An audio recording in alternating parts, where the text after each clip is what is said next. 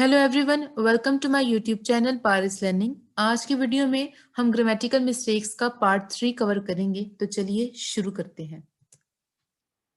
Use of do, does and did.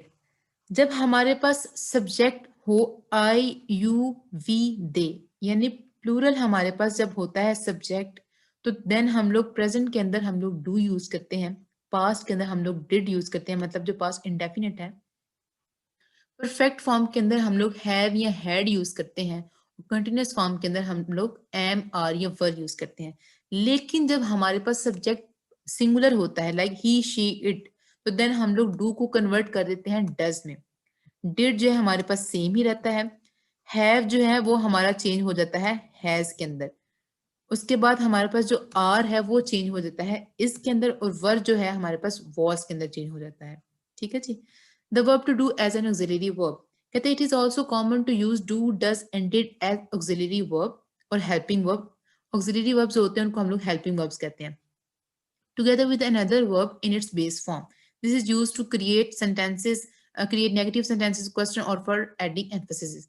वो कहते इसमें ये एक्चुअली वो ये कह रहा है, कहते हैं कि जब हम डू, डज और डिड को हम लोग as an auxiliary verb add करते हैं, तो कहते हैं हमें जो है एक और वर्ब की जरूरत होती है, बेस वर्ब की, अपने अपना सेंटेंस जो कन्वे करने का, अपना जो मीनिंग जो उसको वो कन्वे करने के लिए।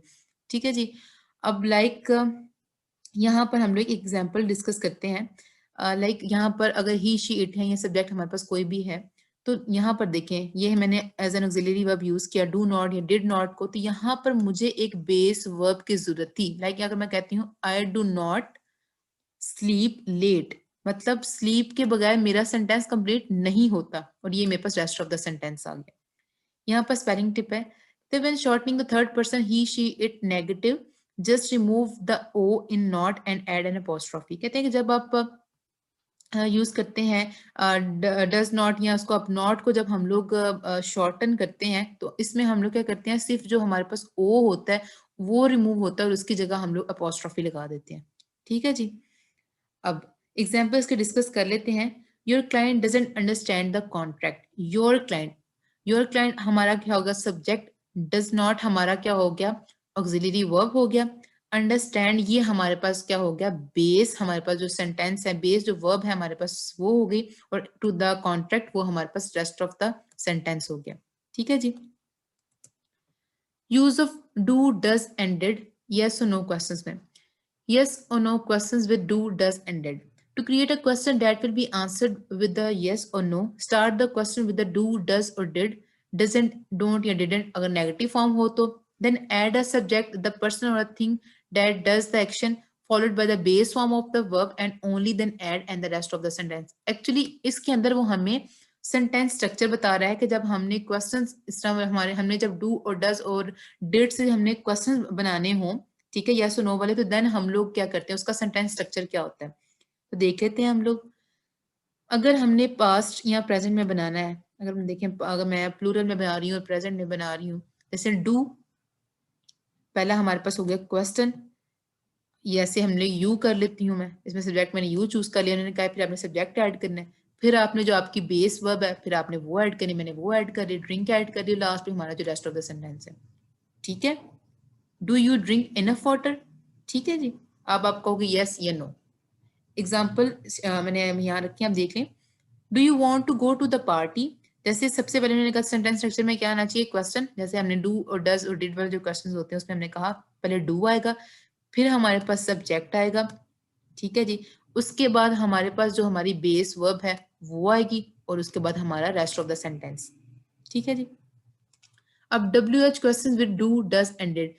जब ऐसे क्वेश्चन जिसमें डब्ल्यू एच वाले क्वेश्चन कौन से हैं, लाइक व्हाट, वेयर, वर्ड्स कौन से हैं, like where, when, why, who, how many, how much. ठीक है जी। अब ये वाले जब वर्ड्स होंगे तो देन हमारा जो सेंटेंस स्ट्रक्चर वो क्या होगा, इसके अंदर हम लोग क्या करते हैं कि पहले ये वाला वर्ड, लाइक जो वेयर है या वाई है या हाउ है, देन हम लोग अपना जो वर्ब होता है, जो ऑक्सिलरी वर्ब होता है, डू ऐड करना है या डिड ऐड करना है, सेकंड पे हम लोग वो ऐड करते हैं, फिर हम सब्जेक्ट ऐड करते हैं, उसके बाद हम बेस ऐड करते हैं, और देन हमारा रेस्ट ऑफ द सेंटेंस। इसमें क्या था, पहले डू था, मतलब जो पहले ऑक्सिलरी वर्ब था, फिर सब्जेक्ट था, फिर हमारे पास मेन हमारी जो बेस थी वो थी, और फिर हमारा रेस्ट ऑफ द सेंटेंस था।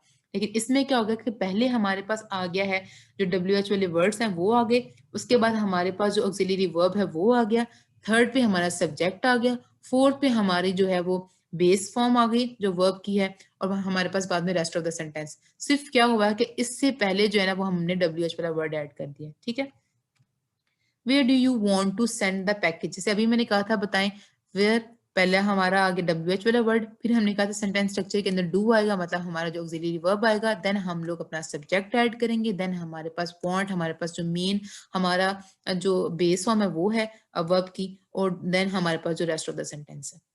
ठीक है जी। अब यूज ऑफ हैज और हैव, जैसे मैंने अभी बताया कि आई यू वी दे जब होगा तो हम लोग हैव यूज करेंगे, और जब ही शी इट होगा तो हम लोग हैज यूज करेंगे। Use of say versus tell. These two verbs are often confused. This is because they have the same meaning but are used in different ways. ठीक है, tell tell हमारे पास है word, और इसका जो पास्ट पार्टिसिपल है वो हमारे पास है told। अब देखिए tell जो है वो होता है बताना, और say जो होता है वो होता है कहना। अब बताने में और कहने में फर्क है। अब जब बताते हो तो आप एक्चुअली कुछ इन्फॉर्म कर रहे होते हो, और जब आप कहते हो तो आप अपनी बात कह रहे होते हो, आप अपने बारे में कुछ कह रहे होते हो। ठीक है, आप अपनी वॉइस कह रहे होते हो। ठीक है जी। जो हमारे पास टेल या टोल्ड है वो हमेशा जो है वो इनडायरेक्ट ऑब्जेक्ट में आता है। हम लोग उसमें मी, हिम, हर वगैरह यूज करते हैं। यहाँ पर ही टोल्ड मी, उसने मुझे बताया। Ahmed told me about his accident, Ahmed ने मुझे बताया, मतलब हम लोग ये देखिए यहाँ पर मी, यहाँ पर भी मी आया। उसके बाद यू शुड टेल हर, यहाँ पर हर आया, मतलब ये इनडायरेक्ट ऑब्जेक्ट के साथ आता है, इसके साथ मस्ट एक इनडायरेक्ट ऑब्जेक्ट आएगा। ठीक है जी, ये अपने अपने माइंड में रखना है कि जब भी हमारे पास टेल होगा या टोल्ड होगा तो उसके साथ हमेशा इनडायरेक्ट ऑब्जेक्ट साथ आएगा। इससे आपको पता लग जाएगा कि आपने से यूज करना है या टेल यूज करना है। अब से या said, say must never take an indirect object, मतलब ये कभी भी, ये से के साथ कभी भी जो है वो इनडायरेक्ट ऑब्जेक्ट जो है वो नहीं आता, मतलब मी, हिम, हर इसके साथ नहीं आते। डायरेक्ट, इसका मतलब है कि डायरेक्ट ऑब्जेक्ट आते हैं। आई से दिस, मैंने ये कहा, अपनी बात की। Ahmed met an accident, Ahmed जो है उसको जो है वो उसको एक्सीडेंट हुआ उसका, और शी सेड, उसने कहा। शी मतलब डायरेक्ट है, इसमें कहीं भी मी का, कहीं भी हिम का, कहीं भी हर का यूज नहीं होगा। जो डायरेक्ट है ना, ही, शी, इट, दे, वी, आई, इस तरह के वर्ड्स आएंगे। ठीक है, लेकिन ये जैसे कि मी, हिम, हर, ये वाले नहीं आएंगे से के अंदर। ठीक है, ही सेड मी, अगर ये ही सेड मी कहेगा तो इसका मतलब है ये गलत है। ये कॉमन मिस्टेक्स है, बहुत से स्टूडेंट्स करते हैं, ही सेड मी डैड, ये गलत है। कभी भी सेड के साथ मी इस तरह से डायरेक्ट नहीं आएगा, अपने माइंड में हमेशा आपने रखना है। जब भी ये इनडायरेक्ट ऑब्जेक्ट है आपके माइंड में उसी टाइम आ जाना चाहिए कि हमने टेल या टोल्ड लगाना है। बाकी जब डायरेक्ट की बात हो रही होगी तो देन आपके माइंड में आ जाना चाहिए कि हमने सेड यूज करना है। ठीक है जी। So thank you so much. This was all about